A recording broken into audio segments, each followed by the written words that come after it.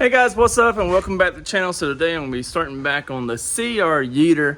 This thing, if you don't know, if you're not familiar with it, it's a Honda CRV and it has a K24a2 swap, all-wheel drive. And it's been doing really good until I broke it.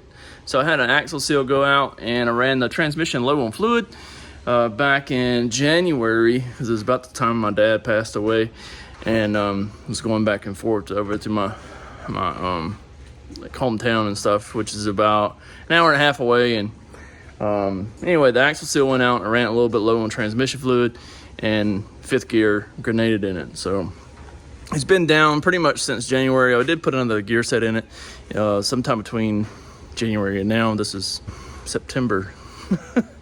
So it's been a while. I haven't really a lot of time to dedicate to it. But anyways, I put another gear set in there and didn't shim it correctly, and it sounds like straight cut gears in it. So what I got to do is pull the swap back out again and then fix the gear set and hopefully get it to where I can take it back up to Classic Hondas on the Dragon in October. Went up there last year, and it was a good time. Got to see a lot of Honda people and hoping to be able to make it again this year. But first we got to get it fixed. So anyway, yeah, this is the power plant in here. I went ahead and snatched off the turpentine belt before I started recording this clip, but I started taking the intake tube out and stuff. But I was like, hey, I need to do a little clippy clip. So but yeah, this is it. K24a2 has all-wheel drive transmission out of second gen CRV. Then it has a drive shaft from a Land Rover Freelander with a viscous coupler.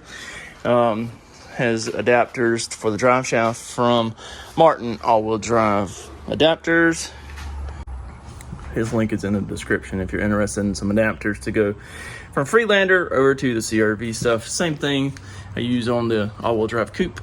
It also has a set of Martin's adapters on it.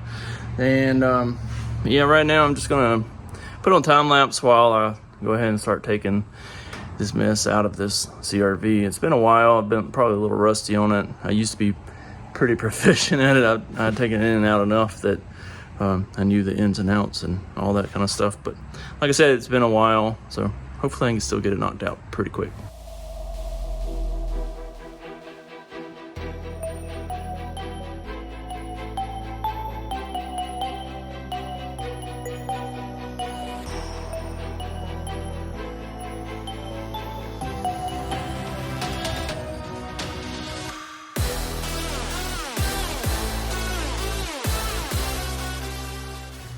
All right, so I've pretty much got everything off the top that I need to get off.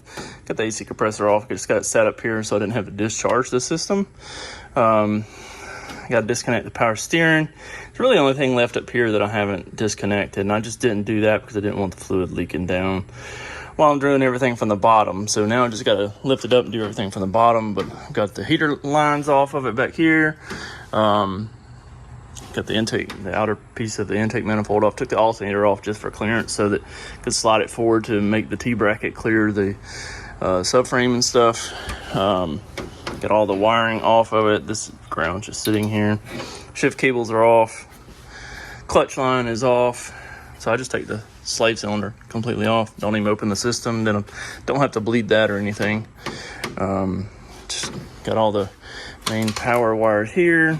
You see the engine harness is there just so I don't have to go in the cabin and unhook anything in there. It just simplifies it for me. It's just like how I like to do it. But yeah, now I just need to lift it up and then get everything from the bottom.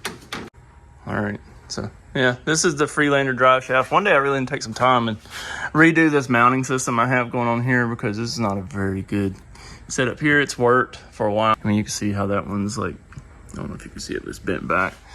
And that one's kind of bent too. I think I hit something and bent them back, and just haven't revisited that yet. Anyways, I got to take off this piece of the exhaust. I've got it made to where it's got a V-band here, so it's pretty easy to take off. It just unbolts from header there to here, and then right out of the way. Drive shaft, got to unbolt it here. Got to take the front CV axles out, which that's pretty straightforward too. And then it should be ready to come out. You can see still got the fresh looking silicone from where I stuck this gear set in there not too long ago, but hopefully this time we can get it right. Get it right, get it tight. Ow!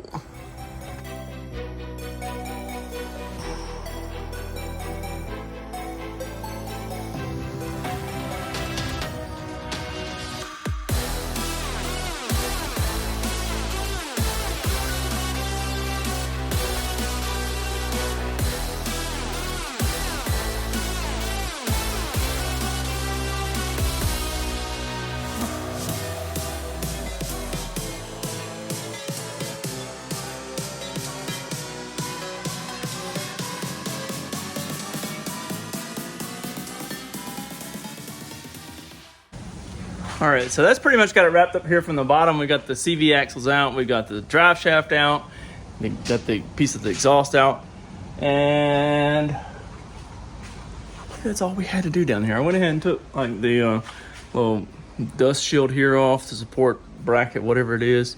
I guess we'll let the truck back down and start sliding this down with a floor jack up. What I usually do, take my floor jack and I'll put it under the engine with a block of wood between the jack and the oil pan, and then I'll let the engine mounts down to where it's sitting on the jack, and then set the jack down and lower the engine, and then I'll just use the lift, pick the CRV back up off of the engine, so the engine will still be sitting here and the CRV will be back up here, and then I can separate the transmission from the engine and go ahead and get it torn back apart. And I'm just looking, you can tell it's been sitting, there's dirt daubers like built in the bolt hole here, and there's another nest of dirt daubers on top of the transmission on the backside. You can't really see it, but it's like up here. Crazy. And what I did here is, this is a slip yoke, so this goes in and out, so I use a long bungee cord to basically keep that collapsed. And I got another bungee cord here just to hold it up, keep the drive shaft just from hanging. So that's all that is. I went ahead and drained the fluid out of the transmission, at least what's going to come out of it. I know there's still going to be some in there, but yeah, yep. Well, let's get the swap out.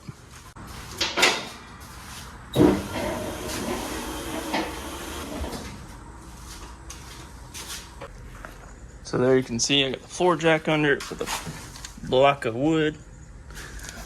All right, so now I just got to take these mounts loose. Just the 1, 2, and 3. Oh yeah, I got to get that power steering line off too. So let's do that, and then we'll lower this baby on down.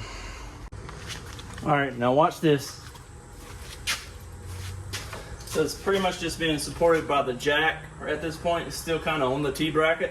What I'm gonna do is use the jack and we'll slide the whole motor this way, and then we'll go down.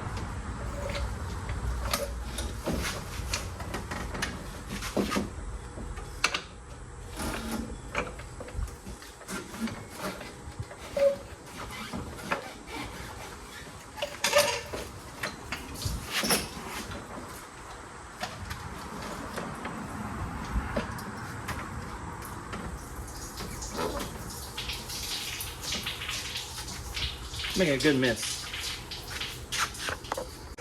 So all the coolant and stuff that was sitting up in the head and block and stuff is just pouring out the back. I just leaned it over and set it down. But yeah, that's pretty much how I do it. And now I can get the jack out from under it. So where to sit flat, get that block of wood out, and then we'll lift it up and be good.